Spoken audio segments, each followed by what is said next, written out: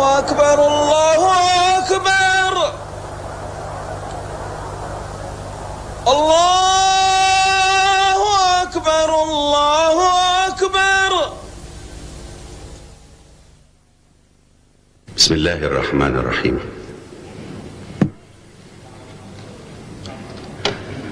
أيها الإخوة والأخوات. Mes frères et sœurs, c'est avec un grand plaisir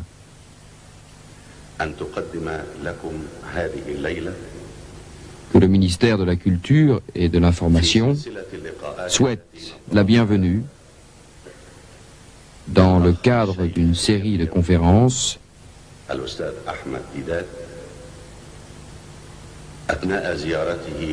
à notre frère très cher, Cheikh Ahmed Deedat.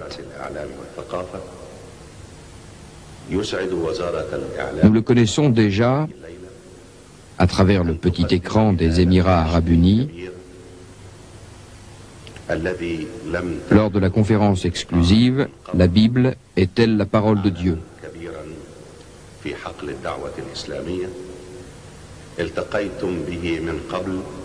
Cette assemblée n'avait jamais eu auparavant le privilège de l'accueillir.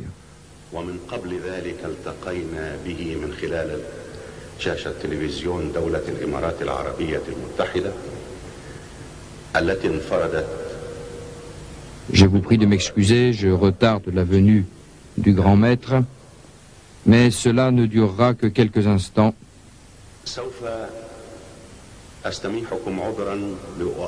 Celui de répondre aux questions qui nous ont été posées à son sujet au ministère.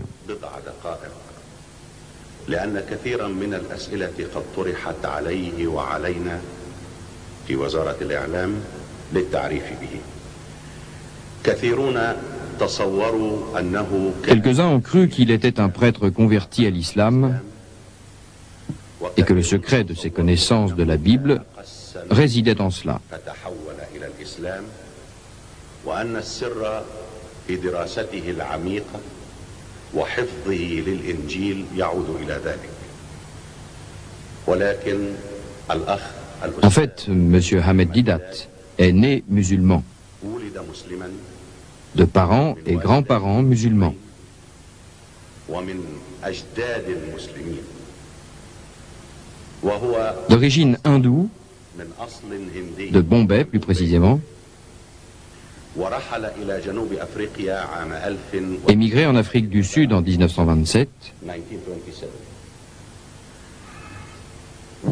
Il déclare en toute modestie وبكل تواضع لست خريج « Je ne suis diplômé d'aucune université.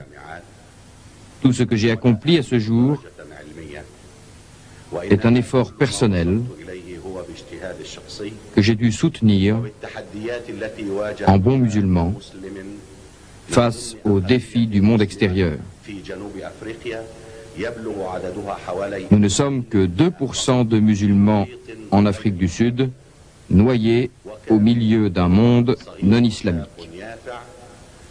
كان المبشرون دائما Pendant sa jeunesse, يلتقون به les missionnaires n'ont cessé de solliciter les frères musulmans pour les convertir au christianisme.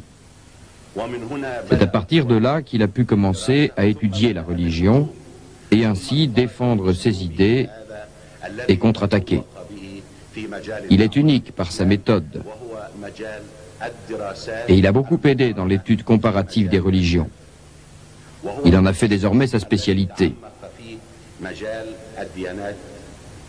L'unique diplôme dont notre éminent est titulaire والدرجة العلمية الوحيدة est celui de professeur, كبير attribué par Sa Majesté le roi Faisal d'Arabie Saoudite. من المملكة العربية السعودية كينج فيصل أوورد درجة أستاذ أستاذ.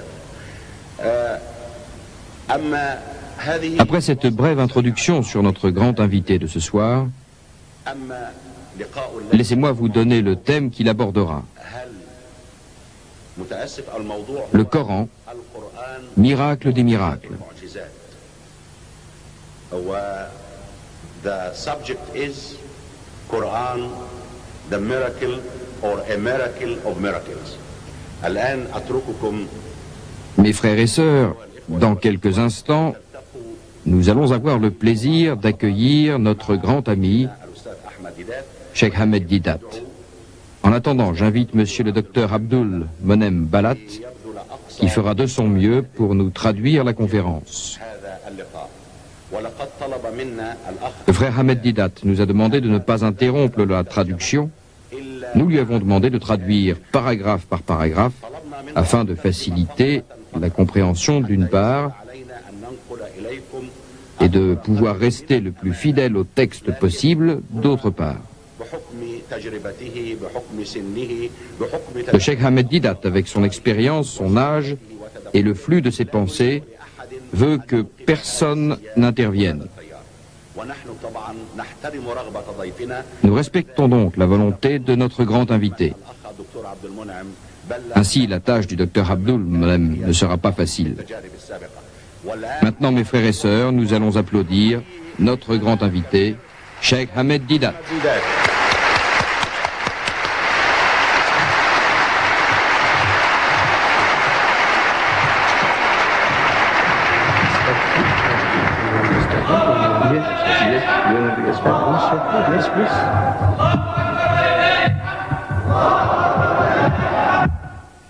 أعوذ بالله من الشيطان الرجيم بسم الله الرحمن الرحيم وقالوا لولا أنزل عليه آيات من ربه قل إنما الآيات عند الله وإنما أنا نذير مبين أولم يكفهم أنا أنزلنا عليك الكتاب يتلى عليهم إن في ذلك لرحمة وذكرى لقوم يؤمنون صدق الله العظيم.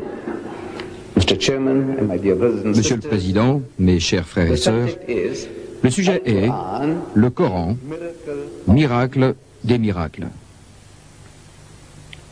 Je viens de lire du Coran. Par la suite, j'expliquerai ce verset et ce qu'Allah le Très-Haut dit au sujet des miracles. Mais laissez-moi vous expliquer ce qu'est un miracle. Qu'est-ce qu'un miracle? Une mujisa. Un miracle, c'est une impossibilité. Quelque chose qui dépasse l'entendement humain, l'effort humain. Par exemple, l'un d'entre nous, au cours de cette rencontre, tombe inconscient et expire. On appelle un docteur qui confirme le décès de cette personne. Un autre docteur est aussi appelé pour donner son opinion. Il confirme également la mort de cette personne, emporter le corps et préparer les funérailles. Mais arrive alors un homme qui se consacre à Dieu, qui voit l'homme mort, le cadavre. Il dit « Kum bismillah » éveille-toi, lève-toi, au nom de Dieu. Et la personne se lève, vivante et en bonne santé. Alors nous disons, c'est un miracle, parce que c'est une impossibilité certifiée par deux docteurs qui sont supposés ne pas avoir menti. Un miracle. Et supposez que l'homme était mort depuis 3 jours et mis à la morgue.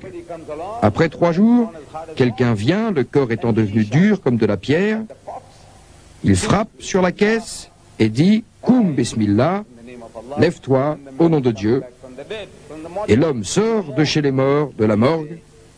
Nous disons que c'est un plus grand miracle, c'est une plus grande impossibilité. Mais après que le corps a été enterré, qu'on a mis le corps dans la tombe, si quelqu'un crie « Kum bismillah » et que la personne se lève de la tombe vivante et en bonne santé, c'est un miracle encore plus grand. Plus c'est impossible, plus le miracle est grand. J'espère que tout le monde pourra accepter une telle définition. Dans ce sens, le Coran est un miracle d'éloquence. En effet, vous savez, les nations avant l'islam avaient déjà reçu des prophètes. Et l'humanité avait tendance à demander des preuves par des actes surnaturels. Moussa, paix sur lui, le saint prophète Moïse, le type de miracle qui lui a été attribué était proche de la magie. Il se trouvait parmi des magiciens en Égypte. Alors il a dû affronter ces magiciens et Dieu lui a donné un miracle pour les confondre.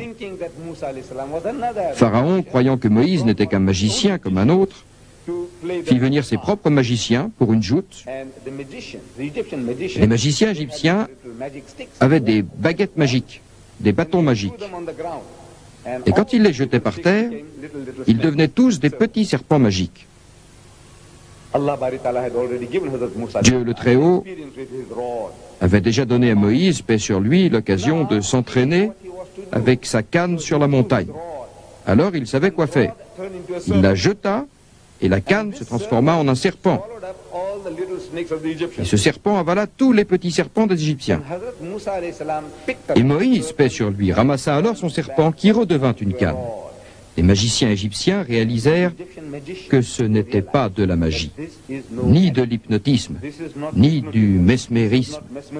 Parce que pour hypnotiser quelqu'un, il faut jeter un sort. Il faut montrer à quelqu'un ce qui n'existe pas, ou créer une illusion. En jetant des baguettes, on peut faire en sorte que les baguettes ressemblent à des serpents, en jetant un sort. Mais ici, toutes les petites baguettes ont disparu. Déshypnotiser aurait signifié que les serpents redeviennent des baguettes. Mais non, ces baguettes-ci ont disparu dans un serpent. Et ce serpent est redevenu une canne. Et cette canne est redevenue, comme avant, un plus grand miracle. Les magiciens égyptiens ont admis que ce n'était pas de la magie, mais quelque chose de supérieur, un vrai miracle de la magie. Donc, Allah donne des miracles en fonction de la mentalité des gens. Des gens avec un esprit magique, on leur oppose de la magie supérieure, de la vraie magie. Issa, paix sur lui, Jésus-Christ, quand il apparaît sur la scène, vient chez des gens qui étaient de grands médecins. Beaucoup parmi eux étaient de merveilleux médecins. Donc Dieu lui donne le pouvoir de guérir l'aveugle de naissance. Celui qui est devenu aveugle par balle ou par accident ou par infection, c'est tout à fait différent. Dieu lui donne le pouvoir de guérir l'aveugle de naissance et les lépreux, et il rend la vie aux morts, il les revivifie. Bismillah, au nom de Dieu. C'était des types de miracles pour pouvoir aborder les gens. Le prophète Mohammed, que les bénédictions et la paix de Dieu soient sur lui, vient parmi les gens qui étaient fiers de leur langue. Leur langage était leur fierté, leur éloquence, leur poésie. Il disait, nous sommes un peuple éloquent, nous sommes les Arabes. Et le reste du monde est adjam, muet. Entrons en compétition, il se vantait. Nous, les adjam. Dans votre langue, combien de mots, de synonymes avez-vous pour le mot at? Peut-être une demi-douzaine. Vous voyez, nous en avons 100 dans notre langue. Et combien de mots, de synonymes avez-vous pour insi? N'importe qui pouvait répondre une demi-douzaine. Vous voyez, dans ma langue, nous en avons 100. Nous sommes un peuple éloquent et vous, vous êtes muet, adjam. Donc, quand vous allez chez un tel peuple, le plus grand miracle qu'il donne est le Coran. La première chose est que la langue du Coran, au premier abord, dépasse les gens. Les plus intelligents réalisaient que ce n'était ni de la poésie, ni de la prose, mais quelque chose au-delà de leur compréhension. Et ces gens ont accepté ce fait. Mais laissez-moi vous dire ce qu'un non-musulman, des non-musulmans, peuvent dire du Coran et de son éloquence. A.J. Arbel, un Anglais qui a traduit le Saint-Coran en anglais, dit dans sa préface, « Chaque fois que j'entends psalmodier le Coran, c'est un étranger qui a juste étudié l'arabe. L'arabe n'est pas sa langue maternelle. Et il dit, chaque fois que j'entends psalmodier le Coran, cela veut dire, joliment récité, c'est comme aller écouter de la musique. Et le rythme de cette mélodie fluide La descente répétée et les coups insistants du tambour, ce sont comme les battements de mon cœur. On ne peut pas s'empêcher de respirer plus fort sur les ondulations du Coran. Le révérend Buster Smith, un missionnaire chrétien, qui a écrit un livre sur Mohammed, le mohammédanisme, dit dans son livre sur notre prophète, paix sur lui et sur le Saint-Coran, lui-même illettré, un roumi, sachant à peine lire et écrire, il a été l'auteur d'un livre. Nous ne sommes pas d'accord. Le prophète, que les bénédictions et la paix de Dieu soient sur lui, n'est pas l'auteur du livre. Mais il dit, selon sa croyance, que Mohammed, paix sur lui, est l'auteur de ce livre. C'est un poème, un code de loi, un livre de prière et une Bible tout à la fois. Et aussi la référence jusqu'à nos jours pour un sixième de toute la race humaine. Un miracle. Un miracle dans la pureté du style, dans la sagesse et la vérité. C'est un miracle revendiqué par Mohammed, un miracle renouvelé tous les jours, l'appelle-t-il. Un miracle vraiment, sans aucun doute, c'est un miracle. Et lui-même certifie que c'est vraiment un miracle. Et Dieu attire votre attention. Ceci, je vais le lire dans le Saint-Coran, sourate de l'araignée, chapitre 29. Dieu dit, et ils disent, pour les complices, s'il n'y avait pas un signe, un miracle, une mujiza, donné par son Seigneur, c'est une demande. Ils avaient entendu parler des miracles de Moïse, ils avaient entendu parler des miracles de Jésus, maintenant ils veulent une performance similaire du prophète de l'islam. Ainsi, par exemple, ils demandaient au prophète Mohammed un numéro remarquable. Ils pensaient se moquer de lui. Ils disaient, regarde Mohammed, tu dis que tu es un prophète de Dieu, pourquoi ne fais-tu pas de miracle?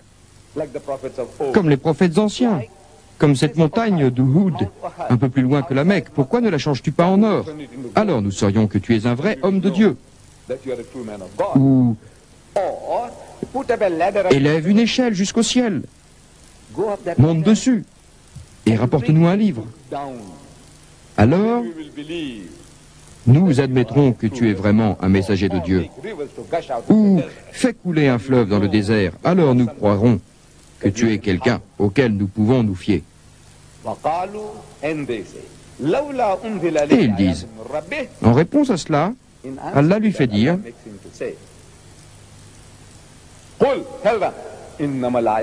dis, les miracles sont dans la main de mon Seigneur, dans la main de Dieu. Je suis seulement un messager droit, simple, un messager. Si ça ne vous suffit pas,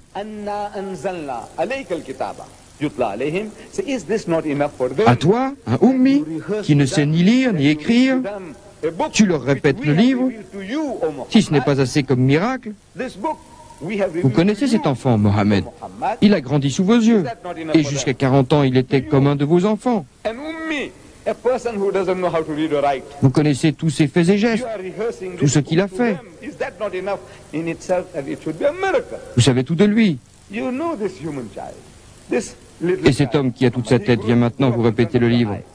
Si cela ne vous suffit pas comme miracle, le livre lui-même, dit Dieu, est un miracle. Et c'est vraiment un miracle. Un miracle. En l'occurrence, nous, musulmans, nous croyons que ce livre, Dieu le Très-Haut l'a révélé au saint prophète Mohammed, paix sur lui.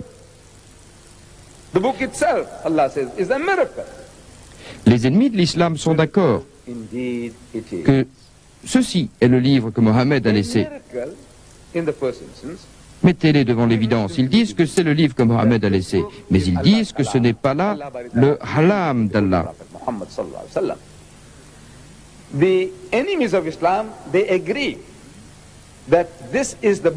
Que c'est l'intelligence de Mohammed, un homme très brillant. Ainsi ils disent, il était un Ummi, une personne instruite? J'admets que oui, mais n'était-il pas un homme intelligent, un homme éloquent, un grand penseur? Ah, vous êtes bien d'accord, il l'était. Il était exceptionnellement bon. Il était honoré. Ils ajoutent, voyons, pourquoi n'aurait-il pas su ressasser cette belle langue, ce qu'il a entendu autour de lui, la ressortir comme ça, comme une révélation? C'est lui qui a fait ça. Allah a témoigné lui-même pour leur répondre.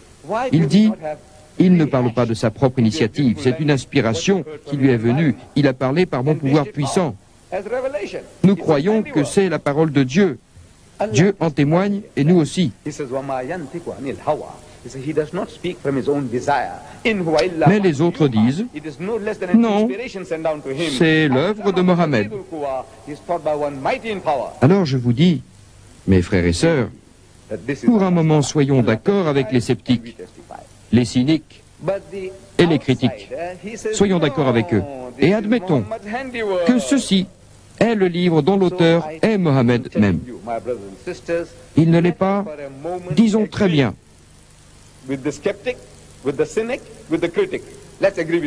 Donc vous dites que ceci est la production de Mohammed. Ils vont dire que oui. Alors je veux maintenant que vous admettiez avec moi que c'est le travail d'un seul homme. L'effort personnel d'un seul homme. S'il l'a fait, c'est l'œuvre de Mohammed. Nous n'avons pas la réputation d'admettre cela, que c'est son œuvre. Mais moi, je vous dis d'accord. Dans ce cas, j'ajoute, maintenant je vous présente ce livre dans sa réelle grandeur, dans sa vraie taille. Voilà donc le travail d'un seul homme. Vous avez ici une œuvre que vous dites être la parole de Dieu, la Bible. Cette Bible consiste en l'Ancien Testament, qui est le livre des Juifs, et le Nouveau Testament. L'Ancien et le Nouveau ont été mis ensemble par les chrétiens. Le Vieux et le Nouveau ensemble. Cette encyclopédie, appelée la Bible, il y a 66 livres dedans. On pourrait appeler des sourates. Dans le Coran, il y a 114 sourates. Eux, ils ont 66 livres, grands ou petits. Mais ces 66 livres ont 40 auteurs différents. C'est eux qui le disent. 40 personnes différentes ont écrit sous la forme de manuscrits. Quelle que soit leur forme, on les a rassemblés dans un grand livre. 40 personnes différentes ont écrit et ont été rassemblées pour faire ce livre. Et ceci est la production d'un seul homme. Si c'en est une,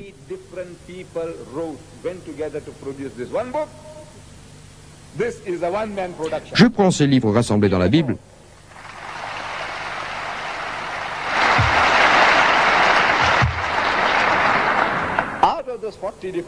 Le plus grand écrivain, l'écrivain le plus prolifique de tous, se nomme Saint Paul. Le vrai fondateur de la chrétienté, c'est Saint Paul. Ce Saint Paul a écrit plus de 50% des livres du Nouveau Testament. Il y a 27 livres dans le Nouveau Testament, et de ces 27, Paul en a écrit 14, plus de 50%. Mais ces 14 livres mis ensemble ne font pas plus que ce que je montre. Là, pas plus que ça. 14 livres ensemble. Le plus grand écrivain, l'écrivain le plus instruit, 14 livres. Voilà le travail d'un seul homme. Cette grandeur physique, nous disons que c'est un miracle. Et ce livre, le Coran, ne parle pas de n'importe quoi pour faire du remplissage. Non, non, non, non. C'est de la matière très concentrée, écrivant à l'humanité sur tous les aspects de la vie, résolvant tous les problèmes pour l'éternité dans tous les domaines.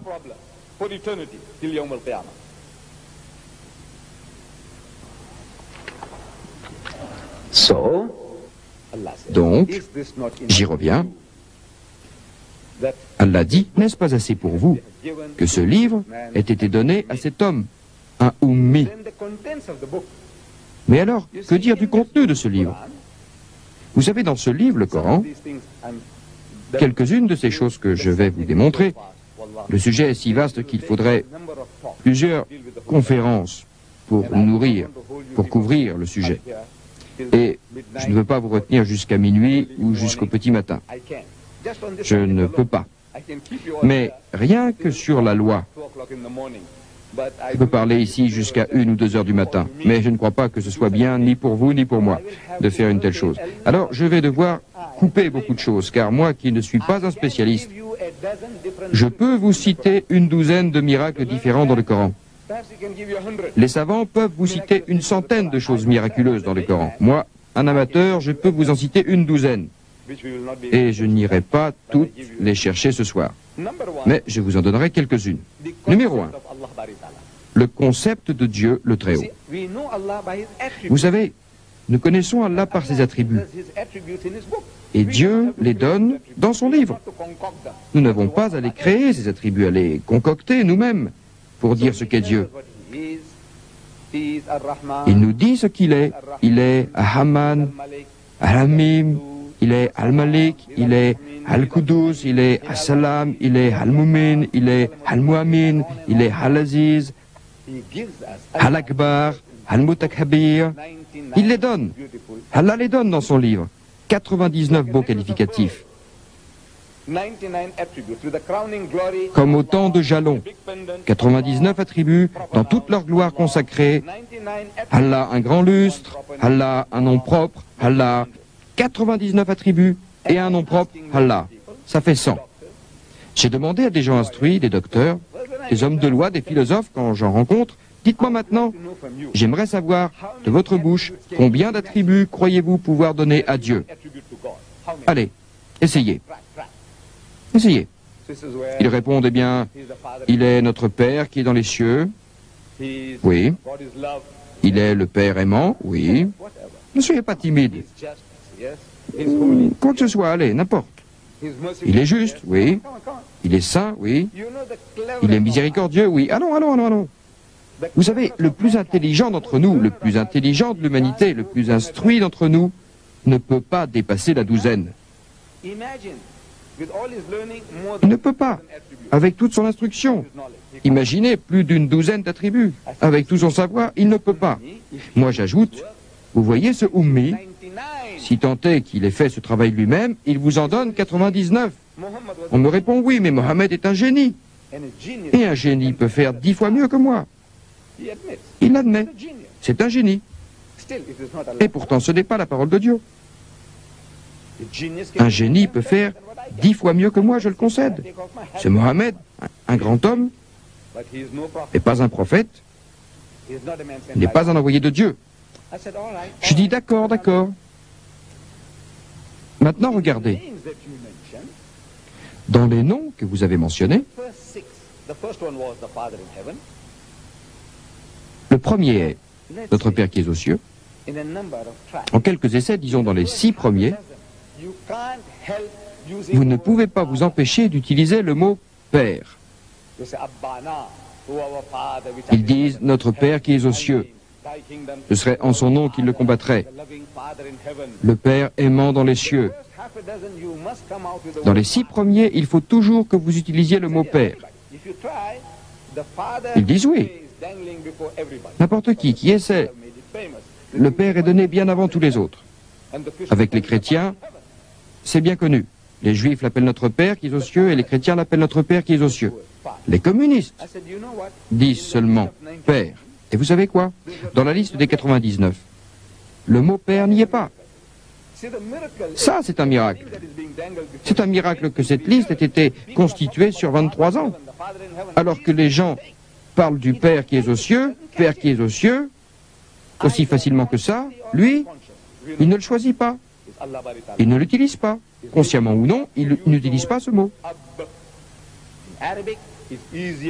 Mais nous savons bien que c'est voulu et que ce n'est pas lui, que c'est Dieu le Très-Haut. Il ne fait pas usage du mot Père, alors qu'en arabe, c'est plus facile à dire que Rab.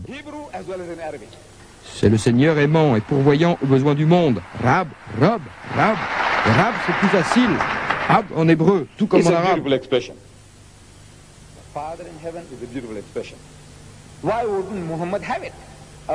C'est une très belle expression. Notre Père qui est aux cieux. C'est une très belle expression. Pourquoi Mohammed ne l'aurait-il pas utilisé? Pourquoi Dieu ne l'aurait-il pas autorisé? Vous savez pourquoi? Parce que ce mot, ce nom, cet attribut, ce beau qualificatif, on en a abusé.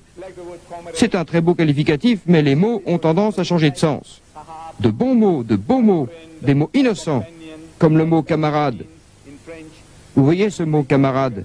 C'est comme sahab, mon ami, mon compagnon, compagne, ami, en français, une personne que vous rencontrez souvent, avec qui vous mangez, c'est le compagnon. Compagnon de table, avec qui nous partageons le pain en toute fraternité. Beau mot, compagnon. Camarade, c'est beau. Et vous savez, aux États-Unis, si vous vous adressez à moi en m'appelant camarade Didat, la CIA et le FBI vont enquêter sur moi, m'arrêter et me fouiller, pour savoir quelle est ma philosophie, ce que je prêche. Vous le savez bien. J'espère que vous n'allez pas faire la même chose avec moi. Pourtant, c'est le mot. Le mot est beau. Regardez dans un dictionnaire, la signification dans un dictionnaire est innocente, bonne. Mais cela a d'autres associations d'idées dans l'esprit des gens. Camarade est associé au communisme, à l'Union soviétique. Et il y a d'autres mots comme gay, G-A-I, gay. C'est un beau mot. Quand j'étais jeune et que j'allais à l'école, on m'enseignait la poésie anglaise. Je m'en souviens encore. J'ai 70 ans et 4 jours et je m'en souviens encore. Les dames et les doux seigneurs gays sur la montagne toute la journée.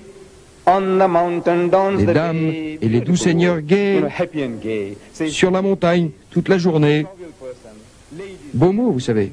Heureux et gai. Il est heureux et gai. C'est une personne joviale. Les dames et les messieurs, les femmes et les hommes, tous ce sont des gens très heureux, heureux et gais. Des gens joyeux, joviaux. Beau mot. Mais maintenant, ce mot a une connotation tout autre. En grandissant, j'ai lu les journaux. J'ai lu que ce mot gay semblait louche. Mais de quoi parlait-il? Gay. Gay. Ce n'est pas le gay que j'ai appris à l'école. Il y a quelque chose de louche. Pendant longtemps, je n'ai pas compris.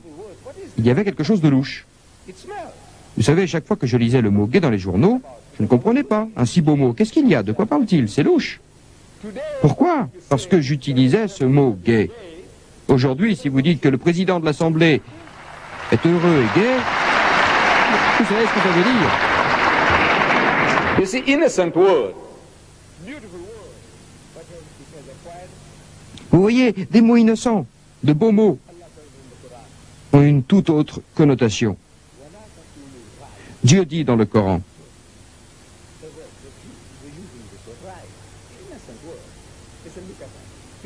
c'était les Juifs. Ils utilisaient le mot Raïna, un mot innocent, dont la première signification est « regarde-nous ». Mais il a une autre signification que celle qui vient d'abord à l'esprit. C'est « sorti de la piste ». Alors Dieu dit « n'utilisez pas des mots à double sens. Vous savez utiliser le mot « Raïna », alors que derrière la tête, vous essayez de dire quelque chose d'autre. C'est passé dans le langage courant chez eux de dire que vous êtes en pleine poussière, que vous êtes sorti de la piste. Ne parlez pas comme ça, dites « uzurna ». N'utilisez pas des mots comme ça, des mots similaires qui changent de sens.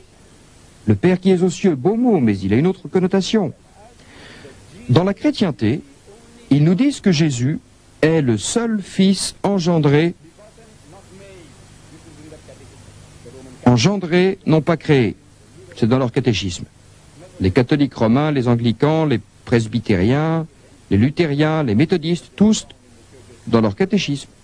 Les principes religieux qu'ils diffusent dans la rue ou qu'ils enseignent à leurs enfants dans leurs églises, ils disent que Jésus est le seul Fils engendré, non pas créé.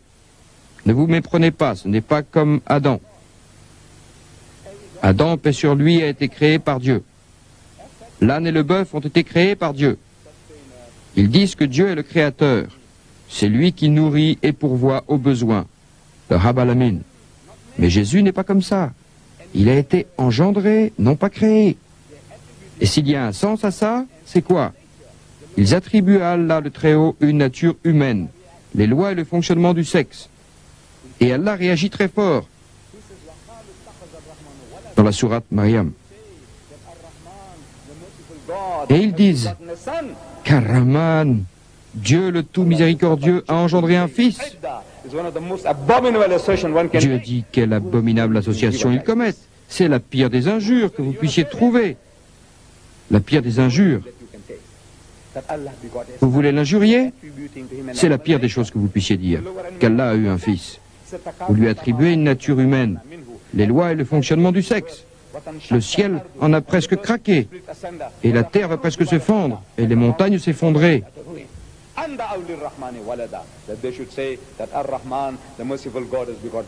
Lorsqu'ils disent Rahman, Dieu le tout miséricordieux a eu un fils, la pire des injures que vous puissiez dire, au point que le ciel ressent cette injure. Vous les musulmans, si le ciel avait des sentiments comme vous, le fait d'entendre ce mot prononcé le ferait craquer. Si la terre avait des sentiments comme vous, elle se fendrait et les montagnes s'effondreraient. Atomisées. Quelle injure horrible vous faites au Très-Haut. Est-ce que cela émeut les musulmans? Pas du tout. Cela n'émeut personne. C'est étonnant. C'est une situation étonnante. Vous voyez dans le monde non arabe, les musulmans du monde non arabe, 90% des musulmans du monde ne sont pas arabes. Ils ne connaissent pas l'arabe. On nous a appris le Coran par la lecture, nous le lisons. Parfois, nous le lisons d'une façon bien plus belle que beaucoup d'arabes. Certains sont hafiz. Ils le connaissent en entier, par cœur. Mais nous n'en comprenons pas un mot. Nous lisons bien ces mots, mais nous ne savons pas ce qu'ils veulent dire. Mais le monde arabe, vous êtes plus de 100 millions, comprend ce qu'il dit, ce qu'il lit, de quoi il parle. Et ça n'émeut personne. Ça, c'est une situation étonnante, une chose étonnante. Si n'importe qui d'entre vous, vous rentrez chez vous, et votre mère vous dit, le type d'à côté m'a insulté, comme ceci. Je ne dirai pas les mots, vous savez quoi. Le type là a insulté votre mère. Ou votre femme vous dit, tu sais, le type d'à côté, il m'a traité de tous les noms. Je vous le demande, pouvez-vous encore manger? Pouvez-vous dormir? Non. Ce qui se passe, c'est que vous voulez lui tirer dessus. Qu'il passe 2 semaines KO, lui faire sa peau, non? C'est ce qu'on ressent pour notre sœur, notre femme, notre fille. Et nous disons que nous aimons Dieu plus que tout cela. Et pourtant, quand ils l'insultent, qu'ils utilisent ces mots, rien, pas de réaction. Vous savez quoi? Ceux qui sont courageux, ce sont les autres. Nous sommes des morts vivants. Des morts vivants. Nous sommes sur le Sirat al-Mustaqim. Mais nous sommes des gens morts, nous sommes des morts sur la bonne voie. Les autres, les ennemis, ils sont sur la mauvaise voie, mais ils sont vivants. Ils sont vivants sur la mauvaise voie, et nous sommes morts sur la bonne voie. So Allah reacts. Allah reacts. Alors Allah réagit. Allah réagit. La pire des injures que vous puissiez dire, c'est cela. Nous, que faudrait-il que nous fassions? Je réponds à cela, leur parler, le leur dire. Je ne dis pas de les injurier, de leur tirer dessus, de les tuer, de leur envoyer la troupe. Non, non, non, non, non. Allah dit, emploie, toi, par la sagesse, par l'exhortation douce, à appeler les hommes vers le Seigneur. Discute avec eux sur un ton modéré. Dieu seul peut discerner ceux qui s'écartent de sa voie et ceux qui la suivent de près. Et moi j'ajoute, tendez un hameçon. Je vais en Occident, je vais en Angleterre, je vais en Amérique et je leur parle. Je leur dis, vous savez, l'anglais est une langue étrangère pour moi, et celle-là effectivement, c'est une langue étrangère.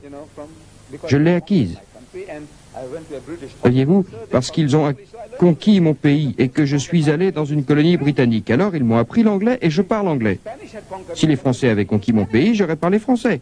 Si les Espagnols avaient conquis mon pays, je parlerais espagnol.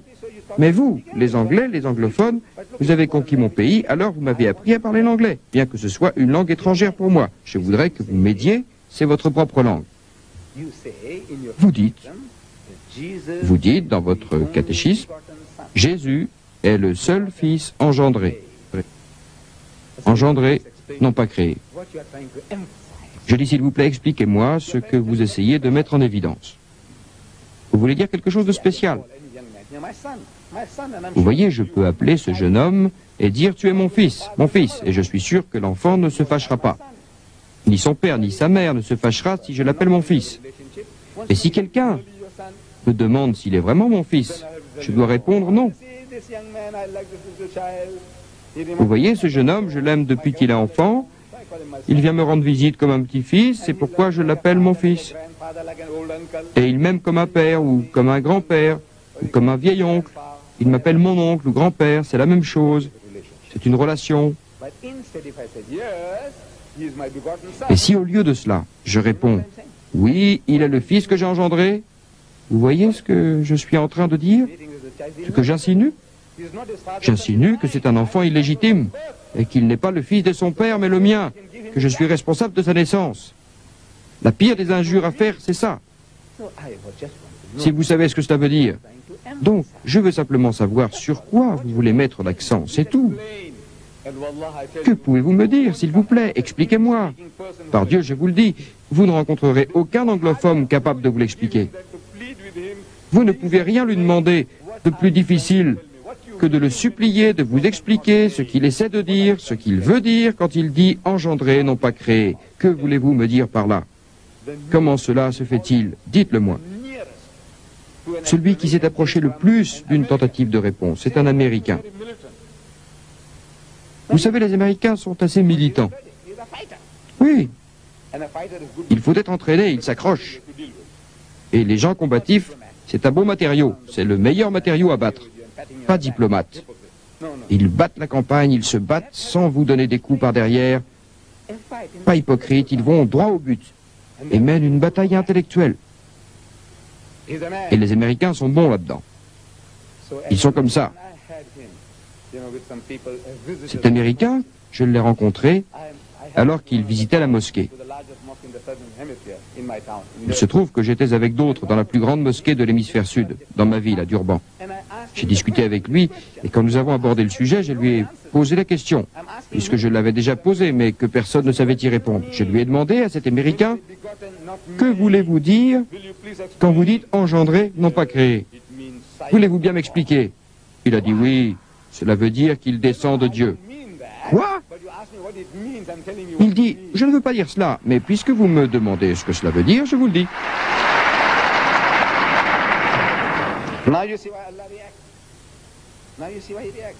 Vous voyez pourquoi elle a réagi? Vous voyez pourquoi il réagit? Descend d'eux est un terme utilisé pour les animaux. Vous savez, ils conservent les pédigrés des chevaux. Et ils peuvent vous dire qui était le père et la mère de ce cheval, et la grand-mère, et l'arrière-grand-père, etc. Pédigré de chevaux, pédigré de vaches. Boum, le pédigré. Quels étaient leurs noms? Qui était l'arrière-grand-père de ce taureau? Et d'où il vient? La grand-mère du taureau est venue d'Inde il y a 100 ans, et son grand-père, etc. Il est l'arrière-petit-fils. Pédigré. Ils utilisent ce terme dans la généalogie des animaux. Descend. Ce taureau descend de tel taureau. C'est ça. C'est vraiment louche, ce que cela veut dire. C'est le terme consacré. Ce terme de père n'est pas dans le Coran. C'est un beau mot, mais il n'y est pas. Je vous dis que ça, c'est un miracle. Les 99 noms sont des miracles. Et si vous voulez les compter, comptez-les. Le miracle, c'est que les communistes les plus incroyants, qui aient été depuis plus de 23 ans, ne le comprennent pas. Et Dieu en a fait un mot interdit. Ne l'utilisez pas. Rab, c'est rab, pas ab. Un miracle.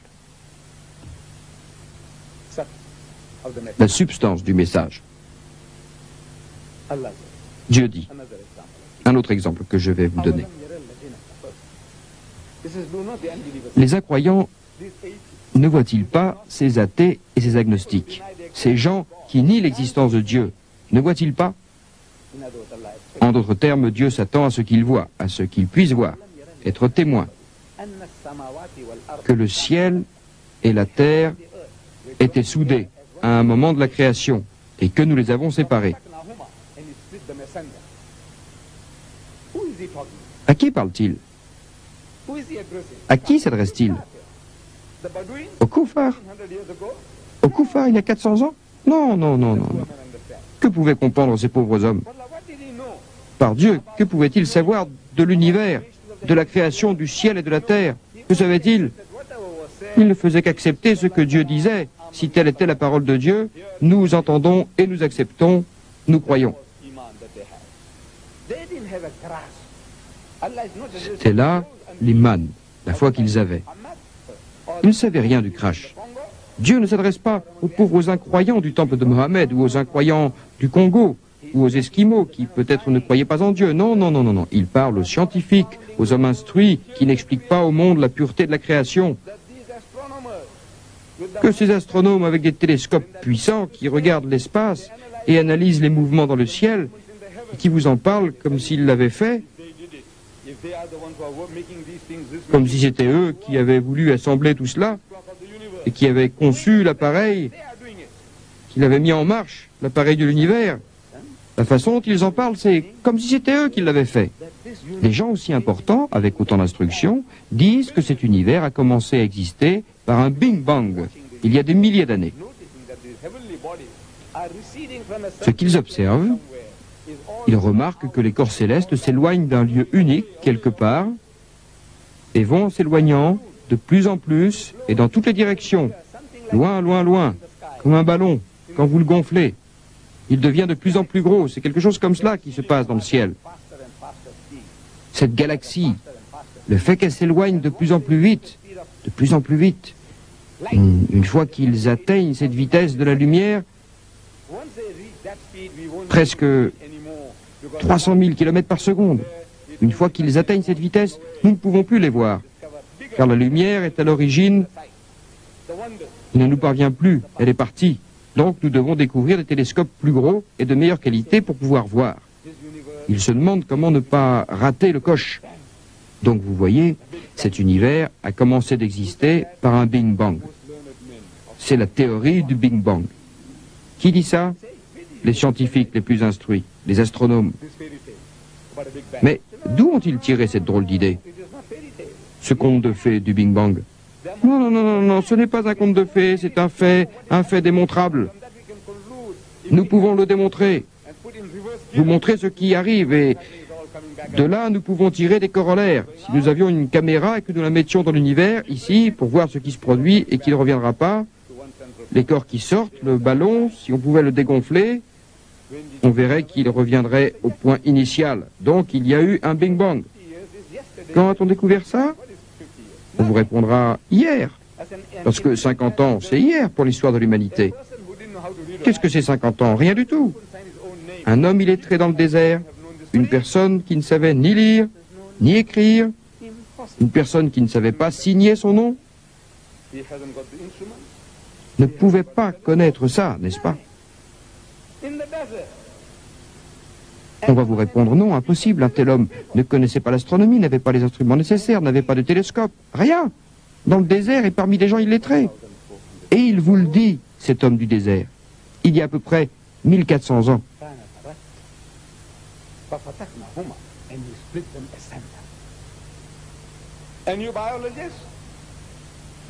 Et nous les avons séparés. Et vous doutez encore? Il y a des gens qui étudient les mononucléaires, les micro-protozoaires, les amibes. Ils disent, vous savez, la vie au début était dans la mer, dans l'eau. Sans cette eau, pas de vie. Et ils ajoutent, regardez, nous regardons en arrière dans le temps, dans l'espace. C'est comme ça que la vie a commencé. Dans le temps, quand l'eau était une masse, il ne pouvait rien y avoir de vivant ici. Tout était en ébullition et il a fallu des millions d'années. Les niveaux d'eau montaient et descendaient, le niveau d'eau montait et descendait, refluant, et la vie a commencé. Ça a pris des millions d'années, des germes, des protovies, et tout cela a commencé. À un moment, il n'y avait rien, et tout a commencé. D'où la vie est-elle venue? On dit que c'est de l'eau. Alors, une action chimique, le soleil a joué son rôle, et la vie a commencé. Comment avons-nous découvert cela? Hier. C'était il y a 50 ans, c'est hier dans l'histoire de l'humanité. Et un homme illettré dans le désert ne pouvait pas connaître ça. Non, non. Écoutez. Et il a fait de l'eau toutes choses vivantes. Say, Afala yu'minun. Will you then not believe? Who? You, men of science. Ne croirez-vous pas? Learning. You kafir. Qui? You atheist. Vous, les scientifiques, vous, les gens instruits, vous, les koufas, les athées, les agnostiques. Pourquoi ne pouvez-vous pas croire que ce n'est pas son œuvre personnelle, mais que c'est Allah qui parle? Inna fi dhalika la rahmatan wa dhikra liqawmin yu'minun. And these are signs Pour cela, une bénédiction and a remembrance for the people who believe et un rappel pour les gens qui croient. that he might have written this. In the verse preceding this, verse 48 of Surah Al-Kahf, Concernant le fait qu'il ait pu l'écrire lui-même, dans la sourate L'Araignée, chapitre 29, il dit he said, you were not in the habit, O Muhammad, you were not in the habit of reading as « if Tu n'avais pas l'habitude, Mohammed, de lire ainsi dans les livres, وَلَا تَخُطُّهُ بِيَمِينِكَ, nor were you able to et tu n'écrivais pas de ta main droite. إِذَا لَّارْتَابَ الْمُبْطِلُونَ. Auquel cas, ces In discours that auraient case, été vains. these talkers of vanity, these babblers in the marketplaces, Ces discussions they sur la might place have du had marché some reason to doubt. auraient pu les faire douter, mais Mohammed n'était pas un homme instruit. Ils auraient dit, vous voyez, il est allé dans une université, et maintenant il vous raconte tout ça. Il triche. Oui, on aurait pu avoir des doutes s'il était allé à l'école, s'il avait eu des connaissances, une compréhension des sciences. Rien de tout ça. If the Arab had- Allah te montre qu'il t'a choisi pour t'envoyer lire des prophéties aux gens. Allah shows you that he sends you an ummi C'est surprenant. prophet to an ummi. Il choisit une nation Amazing. complètement ignorante. He chooses Dans toute l'Arabie, il n'y avait même pas steeped in une ignorance. demi-douzaine de gens capables de lire ou d'écrire. Dans toute l'Arabie. There were no more Cette than nation était illettrée jusqu'à la moelle. in the whole of Et il a choisi un prophète illettré. nation Vous savez pourquoi? C'est pour vous prouver que c'est ma parole, que c'est moi qui parle. to prove to you that this is my word. This is I am doing. Thomas Callahan a décrit ces gens et ce que le Coran a fait d'eux. C'était un pauvre peuple de pasteurs. Ces Arabes. Un pauvre peuple de pasteurs allant dans le désert sans qu'on y prête attention depuis la création du monde. Depuis le temps qu'Allah a créé, depuis lors. Ils vont dans le désert sans qu'on y fasse attention. Personne ne se retourne sur eux. Personne ne se retourne sur les Arabes. On ne dit pas que ce sont des gens intéressants, qu'il y a de belles femmes, rien, rien. On ne s'y intéresse pas. Qui aurait fait attention? Peu de chance que quiconque leur fasse honneur. Peu de chance. Qui l'aurait fait? Des gens qui tombaient amoureux de leur belle-mère, qui enterraient leur fille vivante, qui dévalisaient le butin ou de petites choses, qui s'entretuaient l'un l'autre, des cannibales. Qui s'y serait intéressé? Alexandre le Grand est passé à côté d'eux. Les Perses passaient à côté d'eux. Les Romains passaient à côté d'eux. Et personne ne s'intéressait à ces déchets humains. Il dit un pauvre peuple de pasteurs. Thomas Callahan dit un pauvre peuple de pasteurs allant dans le désert sans qu'on y prête attention depuis la création du monde. Voyez, ceux à qui on ne faisait pas attention deviennent intéressants. Ces petits sont devenus plus grands. Et en un siècle après cela, l'Arabie régnait sur Grenade d'un côté et Delhi de l'autre. Grâce à la fabuleuse séduction, au génie éclairé, l'Arabie brillait sur une grande partie du monde. La croyance est grande, elle porte la vie. L'histoire de la nation devient pleine de fierté, la vie y est remarquable, la croyance est remarquable. N'est-ce pas comme une étincelle, et le monde n'est plus noir et insensé. Et voilà que le sang surgit et explose plus loin, très haut dans le ciel, de Delhi à Grenade. Grâce à quoi? À ce livre de valeur. Ces pasteurs et conducteurs de chameaux, un de leurs cousins, un juif, écrivant un ouvrage de médecine, mais il a son idée.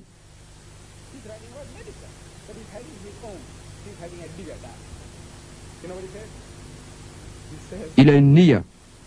Vous savez ce qu'il dit? Il dit des gardiens de chèvres et des conducteurs de chameaux assis sur le trône des Césars.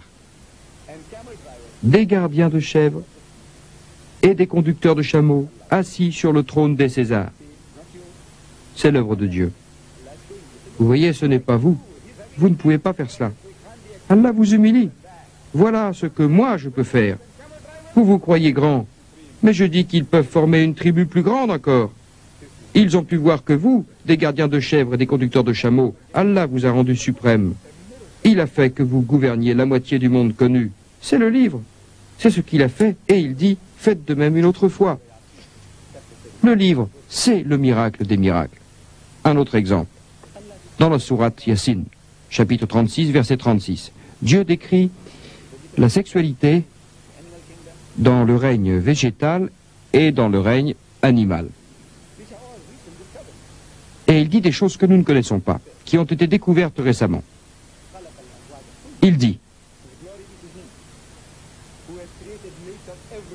gloire à lui qui a créé des couples dans toutes choses. De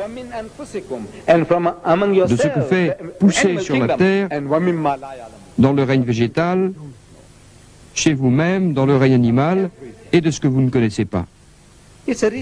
Des couples de toutes choses. C'est une découverte récente. Les plantes et même les fleurs ont un sexe. Il y a des fleurs qui sont à la fois mâles et femelles.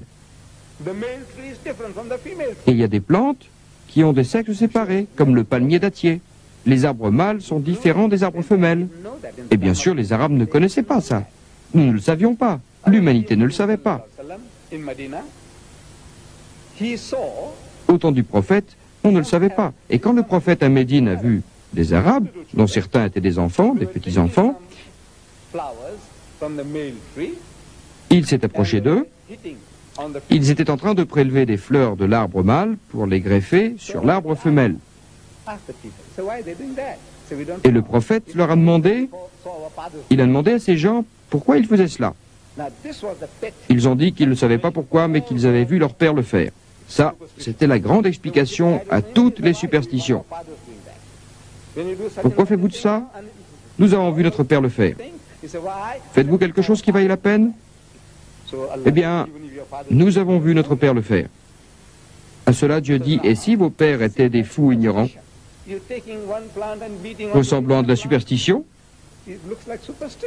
vous prenez une plante, vous la greffez sur une autre plante, cela ressemble à de la superstition.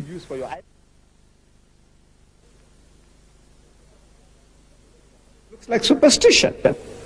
So he says, stop it. See, the same type of argument which you use for your idol worship, now using for this. Stop it. Vous dites ce que papa faisait est utile pour vous, vous dites ce que papa faisait est utile pour vous aussi, arrêtez. Alors ils ont arrêté. Et il y a eu une mauvaise récolte. Cette année-là, à Médine. Alors ils sont venus se plaindre à lui en disant, voilà, regarde ce que tu nous as dit de faire, regarde à quoi ça ressemble, regarde nos dates. Alors le prophète, paix sur lui, a dit, d'accord, vous pouvez continuer à greffer les plantes. Ils ne savaient pas que telle plante était une plante mâle et telle autre une plante femelle. Eux, les Arabes, ils avaient découvert par hasard que parfois, de deux arbres, l'un était plus gros que l'autre, était abandonné, et ils disaient, celui-là est très bon. Et ils commençaient à semer, à le laisser pousser. Puis ils découvraient qu'il ne fallait pas faire ça, parce qu'ils ne savaient rien du rôle des abeilles et du vent. Mais ce n'est pas aussi efficace que si vous le mettez dans une entaille, parce que si vous les faites se rencontrer physiquement, la plante mâle vient rencontrer la plante femelle. C'est la même chose pour la papaye. C'est bon, j'en ai planté, j'aime beaucoup en manger, alors j'en ai mis 2 dans mon jardin. Ces 2 arbres ont commencé à pousser. Je ne sais pas comment vous l'appelez, non, c'est popo, papayer. Oui. Papaye. Il dit papaye. Bon. Ils ont commencé à pousser et à un certain moment à donner des fruits délicieux. Ils m'ont plu. Alors j'ai pris les graines et j'en ai planté de nouveau. Rien. J'ai continué à planter des graines. Il ne se passait rien. Alors j'ai séché des graines dans la cendre et je les ai plantées. Et il ne s'est rien passé. Chaque moyen de traiter, j'ai essayé tous les moyens de traiter les graines, rien. Et je n'y comprenais rien. Pourquoi? Pourtant, les premiers avaient bien grandi. Mais là, rien ne sortait de mes graines. Or, les graines avaient l'air parfaites. Et il m'a fallu longtemps pour découvrir ce que Dieu dit.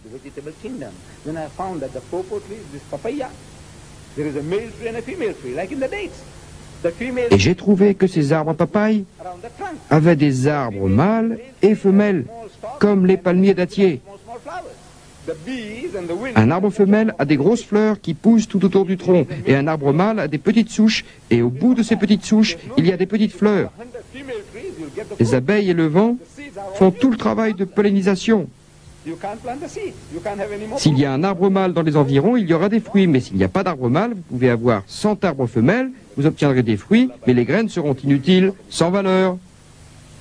On ne peut pas planter ces graines, vous ne pouvez rien en attendre, elles vieillissent sans rien donner. Il y a plus de 1400 ans, Dieu le Très-Haut, par l'intermédiaire de son prophète illettré, a dit « Gloire à lui ». Un miracle de science.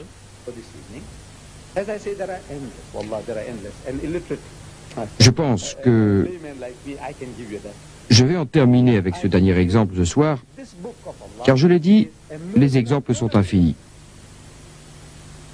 Un prophète illettré, même un simple amateur comme moi, je peux vous citer ceci, je peux vous dire que ce livre de Dieu est un miracle de journalisme. C'est un miracle par Dieu d'embryologie. Toutes les informations qu'il vous donne, de psychologie, regardez-les. À chaque homme de science, je dis, regardez ceci, regardez ce livre. Analysez du point de vue de la science particulière que Dieu vous a donnée. Et voyez, c'est un miracle à tout point de vue par Dieu. Remarquez-le, le miracle des miracles. Donc, j'ai dit le journalisme. C'est une chose que j'ai découverte par hasard. La plupart des choses, je les ai découvertes par hasard, mais ces hasards n'en sont pas. Allah, qu'il soit glorifié, crée les opportunités. Si vous avez les yeux bien ouverts, quelqu'un en parlant vous donne la clé pour découvrir quelque chose. Quelqu'un vous montre quelque chose et vous découvrez autre chose parce que vous y êtes disposé. Je vis à l'extérieur de Durban, à peu près 30 km. Et chaque matin, je prends une route qu'on appelle la route de la plage, une route qui longe une corniche au bord de la mer vers Durban. Maintenant, il y a une autoroute et je ne prends plus cette route en corniche, cette route qui longe la mer. Je prends l'autoroute parce que ça va plus vite par l'embranchement nord pour aller à mon travail. Donc, sur l'ancienne route, je me souviens très très bien qu'à un carrefour, il y avait un vendeur de journaux, les journaux du matin. Et il affichait les titres. Chaque matin, une nouvelle affichette. Il voulait vendre ses journaux. Et tout en conduisant, je lisais les gros titres. Je me disais, les journaux, ça ne vaut pas la peine de les acheter aujourd'hui. Ce qu'il y avait sur les affichettes ne m'intéressait pas. Ce qu'il y avait dans les journaux d'après les affichettes, les nouvelles qu'ils donnaient, ne m'intéressaient pas. Mais une fois que j'avais garé ma voiture à Durban, au centre-ville, parce que je la gare en ville, puis je continue à pied jusqu'à mon bureau, à un autre carrefour, et je voyais le même journal. Pas le même vendeur, mais le même journal. Et l'affichette était différente. Je lisais l'affichette et j'achetais le journal. Le même journal du matin, mais l'affichette était différente. C'est arrivé souvent. Je ne voulais pas acheter, puis j'achetais quand même. Je ne voulais pas acheter, puis j'achetais quand même. Et j'essayais de comprendre pourquoi cela se produisait. Je ne voulais pas en acheter, pourtant j'achetais. Pourquoi? J'ai soudain réalisé. J'ai compris le truc. Le truc était qu'au carrefour dont j'ai parlé, sur la corniche, le quartier est un quartier blanc. Les Européens y vivent. Vous savez, nous sommes séparés selon les races. Et les affichettes plaidaient en faveur du leadership blanc. Elles faisaient en sorte que l'homme blanc morde à l'hameçon et achète le journal. Les affichettes s'adressaient à eux, aux blancs. Ça ne m'intéressait pas. On parle de Solar Bard, vous savez, une de nos athlètes de course à pied. Solar Bard, je ne m'intéresse pas. On dit qu'elle a gagné, et alors? Autre chose, sur quelqu'un d'autre. Un joueur de football a gagné $1 million, et alors? Ça ne m'intéresse pas. Mais en arrivant en ville, j'étais dans la zone indienne. Vous savez, on est séparés par race. Et les affichettes, les journaux du matin avec leurs affichettes, là c'était quelque chose qui me touchait. Alors j'achetais le même journal. Pas un journal différent, mais ils avaient des articles différents sur des sujets différents. Ils ne trichaient pas. Pour les Blancs, ou pour les Indiens, pour les Africains, et pour les Métis, des affichettes différentes. Du moment que le poisson mord. Et ils savent comment pêcher. Je me suis dit, voilà leur jeu. Comment je me faisais avoir. Je ne le voulais pas, mais j'achetais quand même. Le meilleur journaliste est donc celui qui peut vous apporter l'affichette qui fera en sorte que tout le monde achète. Même pas des affichettes différentes. Il écrit des articles, il rédige des sujets, et s'il fait une affichette, il se dit les Pakistanais achèteront, les Bengalis achèteront, les Arabes et les Américains achèteront, tout le monde achètera. Si vous dénichez un journaliste comme ça dans Le Monde, ou dans Paris Match, chut, les journaux ne laisseront jamais partir. Vous vous rendez compte? Chaque jour une affichette qui fait en sorte que tout le monde achète. Le maître journaliste. Et Mohammed, que les bénédictions et la paix de Dieu soient sur lui, est un journaliste de ce genre. Pas lui en fait, mais le maître journaliste qui a l'omnipotence et l'omniscience, qui connaît cette création, qui sait comment vous appâter, comment vous attraper, comment attirer les gens vers ce livre. Il vous le montre, le prophète, paix sur lui, à Médine. Il était entouré de consorts, son propre peuple. C'étaient des malfaiteurs. Il était entouré d'hypocrites. Pas des musulmans, des juifs, des chrétiens. 5 différents groupes de gens. Et vous voulez vendre un journal? Vous avez une idée à proposer? Comment appâter le client? 5 différents groupes de gens? Écoutez, il dit, pas lui, mais Dieu par son intermédiaire, utilisant ses lèvres, il dit,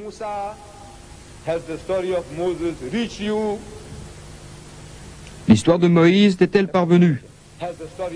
Réfléchissez, c'est une affirmation.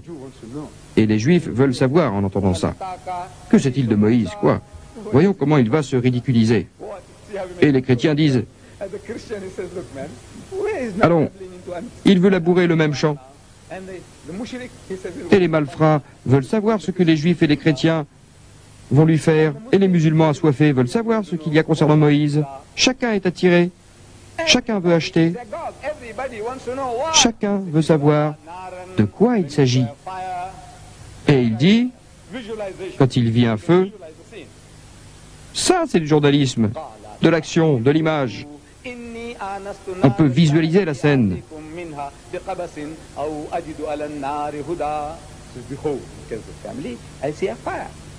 Et il dit à sa famille, restez ici, j'ai vu un feu. Et peut-être rapporterai-je une braise pour allumer un feu. Une allusion qui nous donne une idée. Il parle de feu, d'être guidé. Dieu le Très-Haut lui lance un appât. Il lui lance un appât. Vraiment, il a besoin de feu. Il a besoin d'être guidé.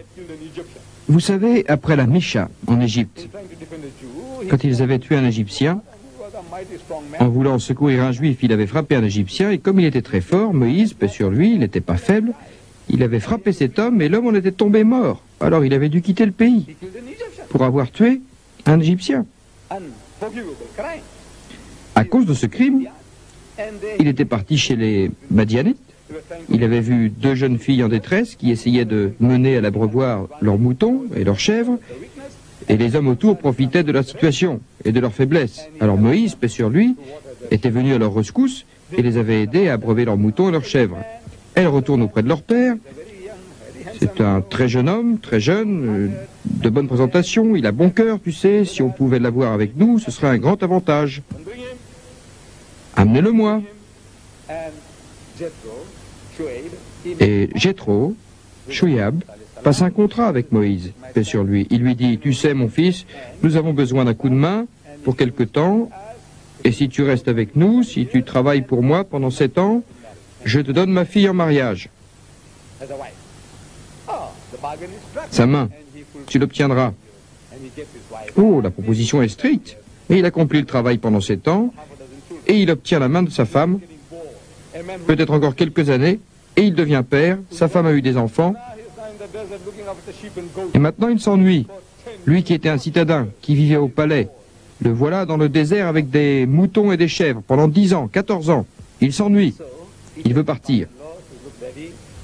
Alors il dit à son beau-père, voilà père, il faut que je parcours le monde et que je travaille à mon compte. Écoute, mon fils, ta femme est à toi, tes enfants sont mes enfants, voici ta part de moutons et de chèvres, tu peux partir sans problème. Alors il s'en va au Sinaï. Il va d'un endroit à l'autre, d'une route à l'autre. Et je suppose qu'il a manqué de viande.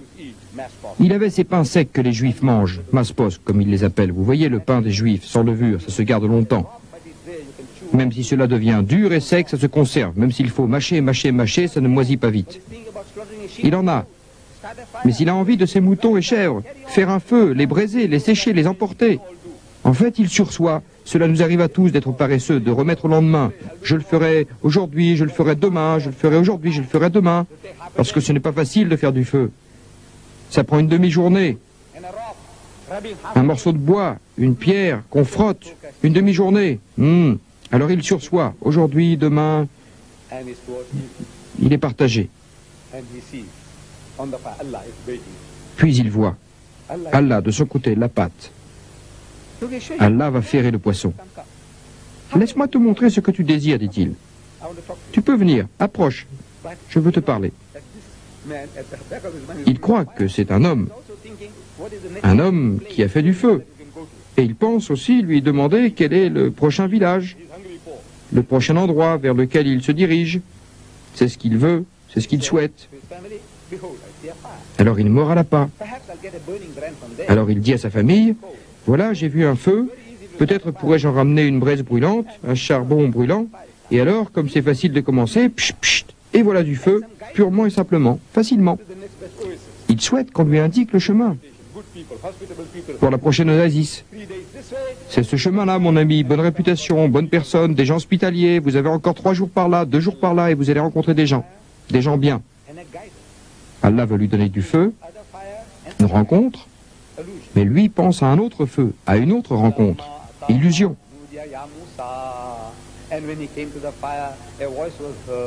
Et quand il s'approcha du feu, on l'appela, ô Moïse. Je suis ton Seigneur, ôte tes chaussures.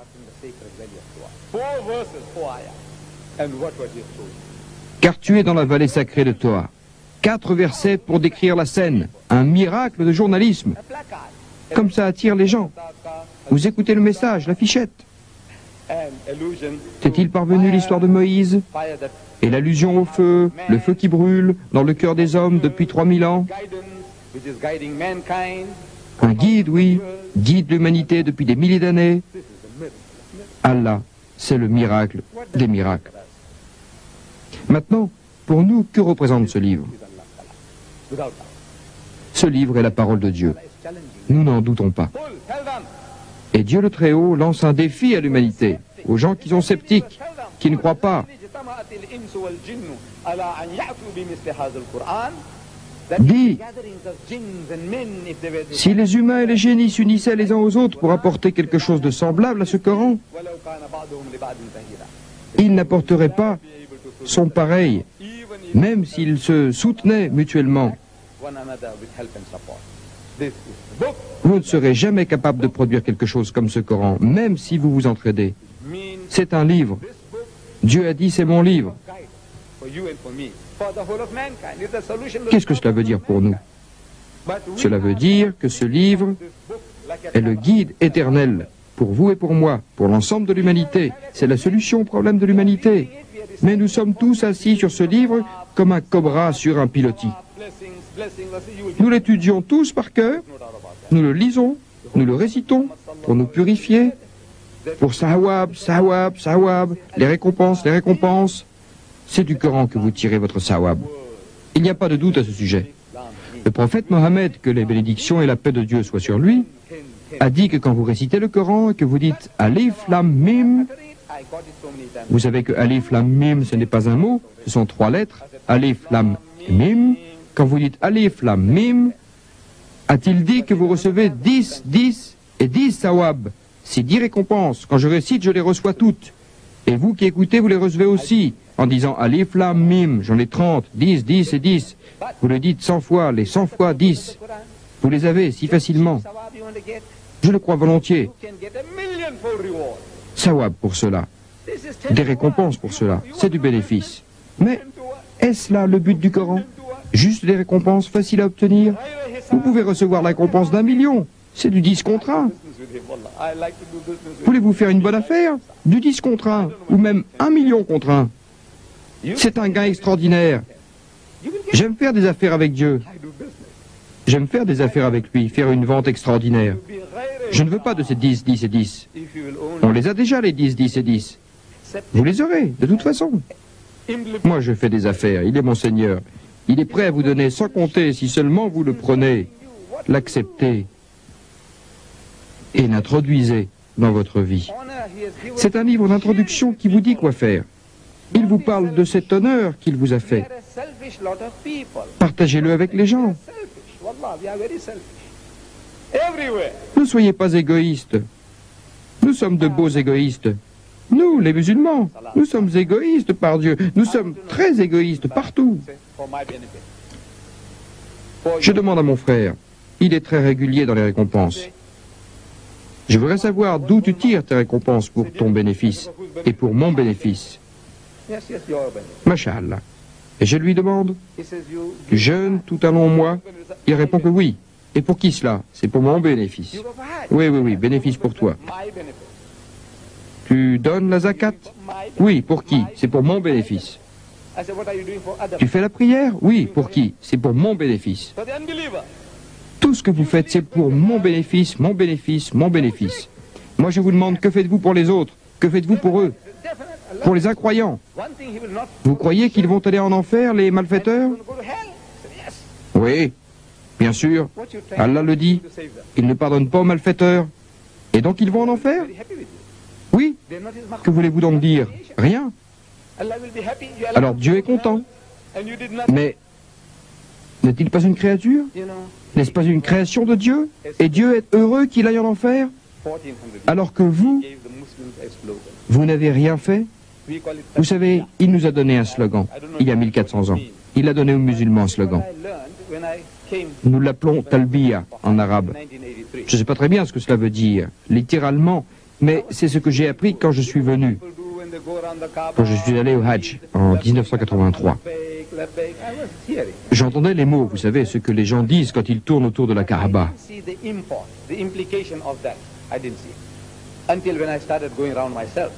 J'ai appris ça, mais je ne voyais pas ce que cela impliquait. Je ne voyais pas. Jusqu'à ce que je commence à faire les circonvolutions moi-même.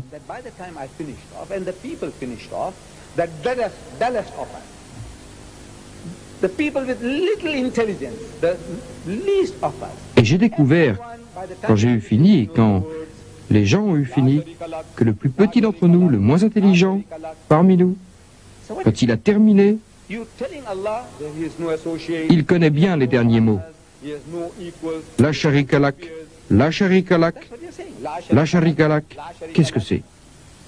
On dit à Dieu qu'il n'a pas d'associé, pas de partenaire, qu'il n'a pas d'ego, qu'il n'y a rien qui lui ressemble. C'est ce qu'on dit, la sharika lak. Mais ce n'est pas vrai. Ce n'est pas vrai. Parce que dès que vous retournez d'où vous êtes venu, il y a davantage de malfaiteurs tout autour de vous. Il y a plus de gens sur la terre, de dieux qui vénèrent des singes, des éléphants, des serpents de nos jours, qui vénèrent Satan, que de gens qui vénèrent Dieu. Or, vous avez dit la sharika lak. Nous emportons tous quelque chose de la Mecque et de Médine. Nous emportons de l'eau de Zemzem de la Mecque, des dattes de la Mecque, et nous achetons un tas de choses, très bon marché à la Mecque. Et nous flânons un peu avant de rentrer chez nous, où nous prenons le titre de Haji. Nous sommes Haji. Nous avons fait le Haji. À l'époque, je croyais que ce titre était facilement donné. Vous savez, prendre l'avion, voyager dans un avion, à air conditionné, être dans un hôtel avec l'air conditionné, et on devient un Haji. Et alors? Mais par Dieu, je vous le dis, je peux témoigner que si vous êtes passé dans tout le processus, vous le méritez, le titre de Haji. Vous le méritez de toute façon. Vous l'avez fait pour Dieu.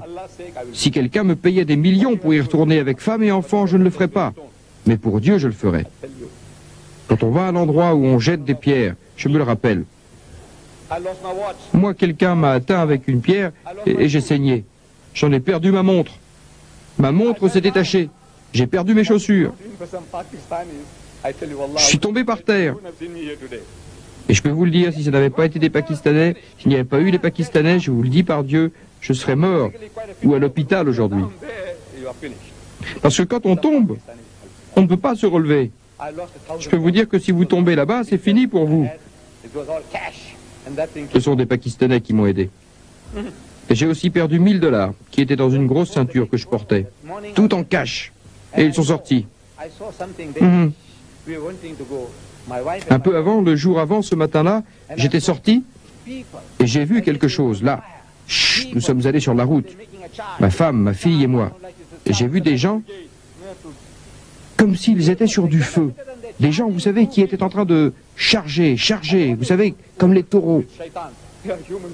Des gens qui se tenaient les uns aux autres, qui se frayaient un chemin au milieu des autres, en poussant. Je me suis demandé pourquoi il fallait aller jeter des pierres sur des bornes alors qu'il y avait tous ces satans humains autour de moi. Par Dieu, des satans tout autour. Alors nous avons battu en retraite. Mais nous devions passer de toute façon par tout le processus qui fait à Hadji, qui fait de toi un Hadji. Alors nous avons fait une seconde tentative, et c'est lors de cette seconde tentative que tout ça est arrivé. Nous ne l'aurions pas fait pour 1 million, mais pour Allah nous l'avons fait. C'est pourquoi je dis que je mérite bien le titre de Hadji, ok? Ne perdons pas de temps à parler de moi. C'est ça que nous ramenons, un peu d'eau, des dattes, des marchandises et un titre. Mais la talbiya, cette talbiya, vous avez dit la sharika lak, c'est le slogan. Les Nations Unies ont différentes commissions et chaque année, elles se fixent un slogan. C'est l'année de l'eau, épargnez-la, utilisez-la mais n'en abusez pas. Ou c'est l'année des personnes âgées, vivre dans un asile n'est pas notre destin. Votre mère, quand elle vieillit, ne la mettez pas dans un asile pour personnes âgées. C'est l'année de l'arbre, chaque fois qu'il propose une résolution aux Nations Unies, tout le monde, où qu'il soit, parle de la même chose. L'eau, l'eau, l'eau, les arbres, les arbres, les arbres, les gens âgés. C'est le propre des slogans. Mettez-les en exécution. Depuis 1400 ans, nous crions la sharika lak, la sharika lak. Et nous la laissons derrière nous, en partant. La chose que nous sommes supposés emporter avec nous, nous la laissons en arrière. Et nous rentrons avec des dattes et de l'eau de Zenzen. Oui, parce que partout vous allez en Inde, vous les Hadjis, ou vous les Pakistanais, ou en Occident, où que vous alliez, aussi en Afrique du Sud. Les gens sont des malfaiteurs. Dans toutes les directions, malfaiteurs. Adieu. Vous et moi, nous sommes supposés les combattre. La sharika lak, vous êtes supposés leur dire la sharika lak. Dieu n'a pas d'associé, ne lui associez personne. C'est votre boulot. Nous sommes supposés le faire. Nous sommes supposés nous tenir sur la place du marché et travailler pour Dieu. Notre prophète, que les bénédictions et la paix de Dieu soient sur lui. Prenez exemple sur lui. Il avait l'habitude de se retirer au mont Hira, au mont de la lumière, avant sa mission prophétique. Parfois seul, parfois avec son épouse, la mère des croyants. Il passait des jours et des semaines à méditer, à communier avec le Tout-Puissant. Ce qui s'y passait réellement, les détails, je ne les connais pas. Je ne connais pas les détails de son expérience vécue.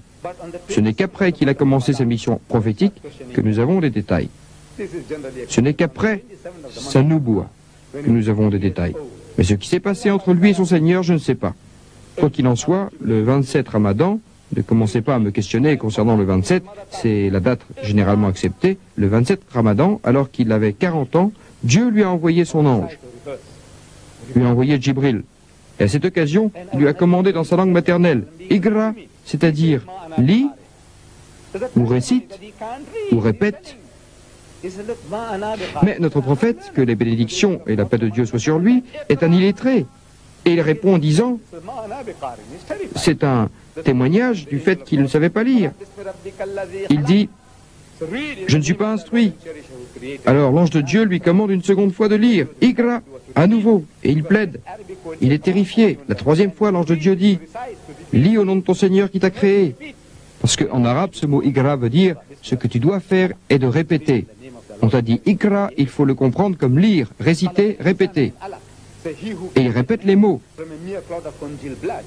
Lis au nom de ton Seigneur ou de celui qui prend soin de toi, qui a créé l'être humain d'un caillot de sang. Il dit, dit, lis et ton Seigneur est plein de générosité. Il dit, as soon as the angel lui qui a enseigné l'usage de la plume. Et il dit, terrified, sweating all over, qui a enseigné à l'être humain ce qu'il ne savait pas. his dear wife, Ummul Mu'minin, Khadijatul Et Kubra, dès que l'ange est and says, parti, cover me up. Il reste terrifié, When he gets out, transpirant de partout. Il court à la maison, à 5 kilomètres au sud, but retrouve la mère des croyants, he didn't go back to the mountain. Khadija, et lui dit, couvre-moi, couvre-moi. This is his example. He didn't go Quand back il revient à lui, il lui explique ce qu'il a vu, ce qu'il a entendu. to the Ghar Hira, Jabal al-Nur. Finish. Mais à partir de ce jour-là, il n'est plus retourné à la montagne. Voilà son exemple. Il n'y est plus jamais retourné. Non, fini. He's accosting people. Le mont Hira, fini. Qu'est-ce que cela veut dire? Where you come from? It's Yaman. Il est sur la place du marché, Revealed to me that he's but one Allah. il est dans le bazar, dans le souk. Que fait-il? Another man. Il aborde les gens. Where you come from? It's Yathrib, Wal Madinah. Ah, salam alaikum. Wa alaykum al-salam. D'où venez-vous? Like a madman. Du Yémen. Il dit, vous savez, Allah m'a révélé qu'il n'y a qu'un seul Dieu et que je suis son messager. Un autre homme vient. Salam alaikum. D'où êtes-vous? Il répond, de Yatib, l'ancien nom de Médine. Il dit, Allah m'a révélé qu'il n'y a qu'un seul Dieu et que je suis son messager. Et vous savez, il l'appelait This is where you and I Majnoun. Et Allah a dû témoigner. lakum fi rasulillahi uswatun hasana. Par la grâce de Dieu, votre compagnon n'est pas fou ni possédé.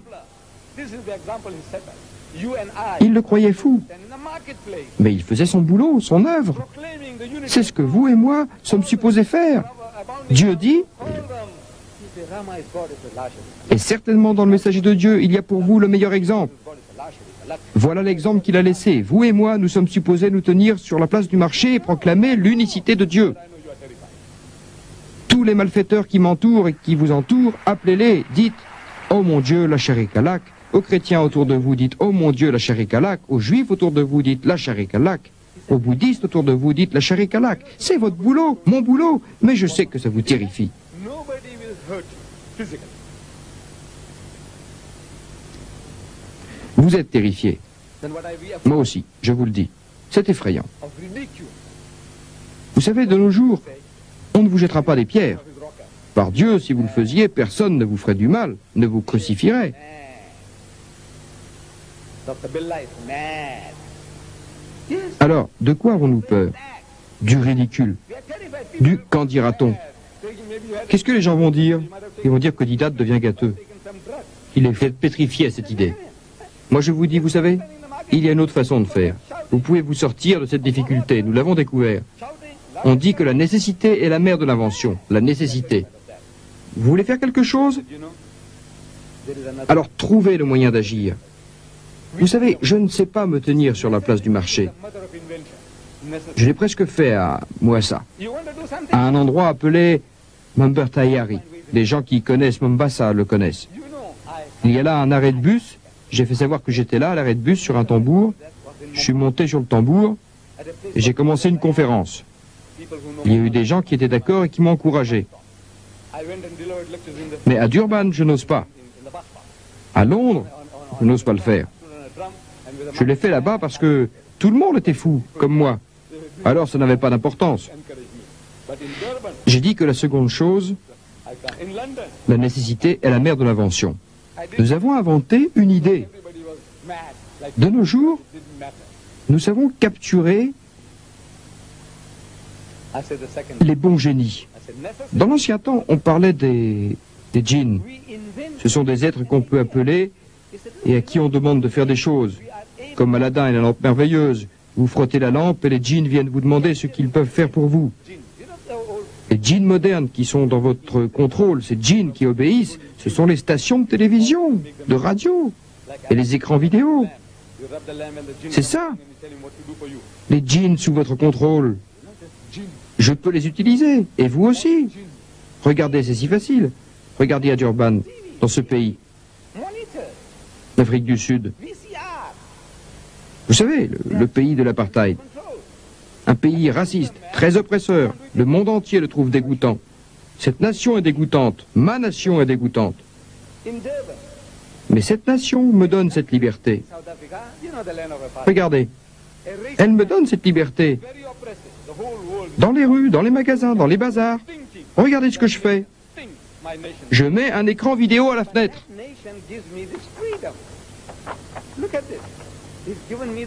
24 heures sur 24. Je laisse faire ce travail. Et il parle 10 heures par jour, 20 heures par jour, cette machine. Je laisse cette machine faire le travail. Ils sont sous mon contrôle, les voilà. Est-ce qu'on me trouve fou? Non, on ne le pense pas. Et personne n'y trouve à redire. Personne ne me dit Dida, t'es fou. Personne ne le dit. Parce que ce n'est pas moi qui suis là. Je fais le travail sur le marché. Ça, c'est à l'extérieur. C'est à l'extérieur parce que à l'intérieur, tout est plein. Voici une autre photo. À l'extérieur, les musulmans et non-musulmans écoutent le message que j'ai enregistré. Et ils écoutent le message. À l'intérieur de la boutique,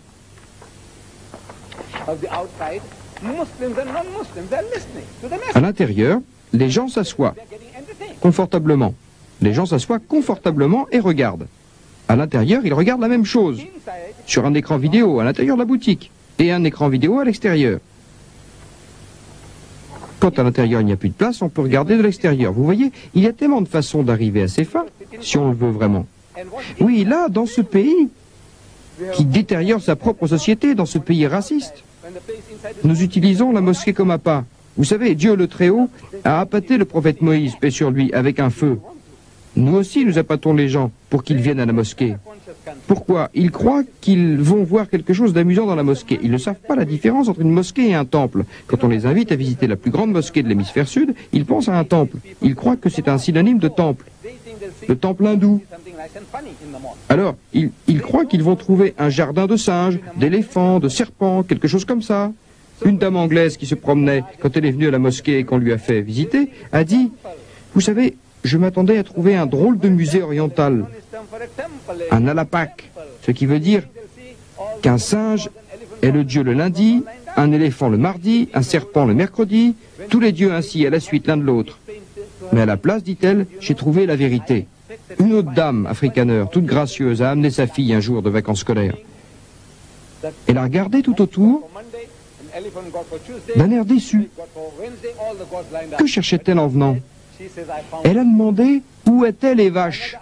Les vaches, Baccarat, les vaches qui donnent du lait. Les vaches. Je lui ai demandé quoi, madame? Vous avez perdu vos vaches? Non, non, non, non, non. J'ai promis à ma fille qu'elle enverrait. Je lui dis, vous n'êtes pas venu au bon endroit.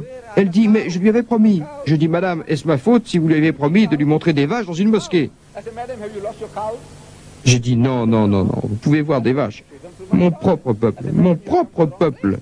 Par Dieu, c'est bien mon peuple. J'ai dit, suivez la route, à quelques kilomètres de la mosquée. Suivez la route, il y a le plus grand temple d'Afrique du Sud. Et vous y verrez tout ce que vous voulez voir. Des vaches, des singes, des éléphants, des serpents, tout.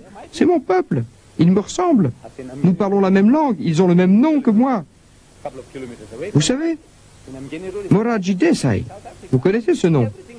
Il était le premier ministre de la plus grande démocratie du monde. C'est mon oncle maternel. Nous l'appelons Mamou. Il boit sa propre urine 6 à 8 fois par jour. C'est ma nation. J'en ai pas honte. Grâce à Dieu qui m'en a fait sortir, ça j'en suis fier. Il y a des Arabes, vous savez, grâce à Dieu, qui sont venus dans ma région, qui ont parlé à mon peuple. Ils étaient venus faire du commerce, et il s'est fait comme mes ancêtres ont dit, vous êtes des gens bien, nous voulons devenir comme vous. Ils ont répondu, c'est facile, donnez votre main, et mes ancêtres ont tendu la main et sont devenus musulmans. S'il n'y avait pas eu les Arabes, l'urine de vache coulerait encore sur moi. Oui, c'est pour ça que mon père, chaque fois qu'il rencontrait un Arabe, quand il était jeune, lui serrait la main, la lui embrassait, et je devais embrasser la main de chaque Arabe. Mon père me rappelait, s'il n'y avait pas eu ces gens, nous serions encore comme nos cousins. Voilà, il cherche donc des vaches dans la mosquée. Il cherche un spectacle. C'est une occasion à saisir. Grâce à Dieu, c'est une bonne occasion pour leur expliquer. Il n'y a pas de meilleur endroit pour transmettre le message qu'à la mosquée. C'est pour cela que nous faisons de la mosquée une attraction. Et alors, un Africain, un homme qui est méprisé en Afrique du Sud, le plus oublié des êtres, au bas de l'échelle, en Afrique du Sud, cet Africain parle aux enfants européens, blancs, juifs et chrétiens. Il leur parle de l'unicité de Dieu. Vous savez, ils ne sont pas venus pour ça, pour une leçon de théologie. Ils sont venus là pour s'amuser, avec une connaissance superficielle de l'islam. Et nous faisons notre boulot. Si vous voulez faire du boulot, par Dieu, je vous le dis, il y a de multiples possibilités. C'est à vous de le faire, chers frères et sœurs, et nous avons besoin de votre aide pour mener l'action à bien. Commencez à ouvrir votre bouche. Partagez le savoir que Dieu vous a donné, et en cela, il n'y a pas besoin d'être un expert. Si vous connaissez un seul fait concernant le prophète, paix et bénédiction de Dieu sur lui, et il le dit lui-même, transmettez le message le concernant. Même si vous ne connaissez qu'un verset, qu'une seule chose, transmettez-la. Parlez seulement de cette chose. Parlez, parlez, parlez. Et Allah vous donnera plus. C'est le secret de l'apprentissage. Donnez ce que vous avez, et Allah vous en rendra l'équivalent et plus. Sur ces mots, Monsieur le Président et mes chers frères et sœurs, je suis très reconnaissant au département de l'information de m'avoir donné cette merveilleuse opportunité de venir vous parler. En fait, je viens dans cette partie du monde pour remercier ceux qui m'ont aidé, m'ont projeté vers l'Amérique, m'ont propulsé en Amérique, pour mener la bataille contre ce géant Goliath, Jimmy Swaggart. Je suis venu... Jimmy Swaggart, I had come along. C'était la vraie raison de ma venue dans cette partie du monde. Mais dès que je rentrerai, je cesserai toute activité. Parce que dès que je vais quelque part, vous savez comment c'est. Monsieur Didat, nous vous voulons à la radio. Monsieur Didat, vous allez faire une télé. Monsieur Didat, venez nous parler. Ce sont mes principales occupations. Je n'y peux rien. Mais à partir de maintenant, je dois planifier. Je le dis en commençant, je ne pourrai pas aller à la mosquée. Je pars d'ici, on ne me laisse pas en paix à l'hôtel où je suis descendu, alors immédiatement après, si les gens veulent bien me permettre de partir le plus vite possible, il y a une voiture qui m'attend pour m'emmener je ne sais combien de kilomètres d'ici, à Dubaï. Et là, si je fais encore une conférence, je devrais fuir mes fans. Vous savez, j'aime ça, ça me plaît, mais c'est trop pour cette vieille machine que je suis. Vous savez, j'ai 70 ans et 4 jours maintenant. Alors, j'espère que vous aurez un peu plus de pitié pour moi et que vous me permettrez de sortir calmement et de traverser Dawa. Abdulillah.